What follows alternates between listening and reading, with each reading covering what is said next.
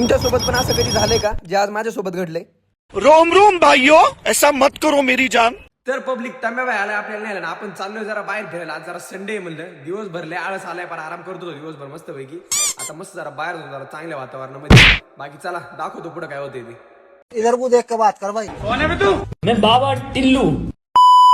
तर पब्लिक मी तांब्या भाऊ आणि तांब्या बाईचा भाई आला होता आपल्याला न्यायला. आपण चाललो जरा बाहेर फिरायला. रूम बसू बसू आपण लय आळसलो होतो. तांब्या बाईला म्हणलं जरा ये बरं आपण जरा बाहेर जाऊ.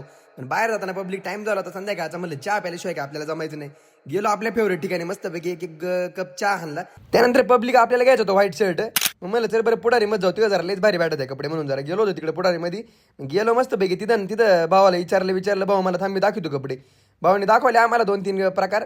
त्याला आम्हाला जर पाहिजे होतो आम्हाला काही भेटला नाही. त्याला म्हणलं नको भाऊ आम्ही गेलो मग दुसऱ्या दुकानामध्ये. भाऊ लय भारी बरं का, दुकानाचं नाव ऍटिट्यूड पण यांच्यामध्ये 1% पण ऍटिट्यूड नव्हता भाऊ. मेरा भी है, अभी चालू किया मेरा 300 ब्रांड है, बहुत है.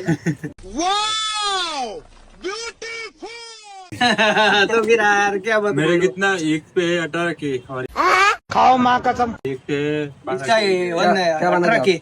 आता मार्केटमध्ये नुसता राड आहे. आपला तांब्या भाई पण लॉगिंग करायला शिकू राहिला बरं का. आता विषय हार्डवर आहे डायरेक्ट. मार्केटमध्ये नुसता बाजार उठून जाणार डायरेक्ट. आणि आपले फॉलोअर्स नाही काय नाही तरी पण आपल्याला 15% डिस्काउंट दिले बरं का लॉगिंग मुळे. भाऊ तुला डेंजर खिलाडी निघला. मला वाटलं भाऊचं काय रेटिंग घेतोय माझ्या. भाऊच्या 11 के एका अकाउंटवर 18 के फॉलोअर्स आहे. भाऊचा विषयच हार्ड डायरेक्ट.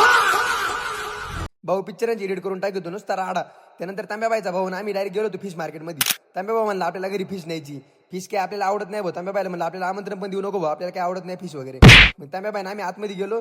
त्यांनी काय तिकडे खरेदी वगैरे केली फिश. आपल्याला काही जमत नाही म्हणून आपण बाहेर नेऊन गेलो होतो. त्यानंतर पब्लिक गेलो होतो वडापाव खायला. लय दिवस झाले पब्लिक, महिना झाला वडापाव नव्हता खाल्ला. म्हणलं मस्त पैकी जरा वडापाव खाऊन येऊ. 8 वडापाव एका टायमाला खाणारा माणूस आज एकच वडापाव खाऊ राहिलाय. ही जिमची कामाली पब्लिक.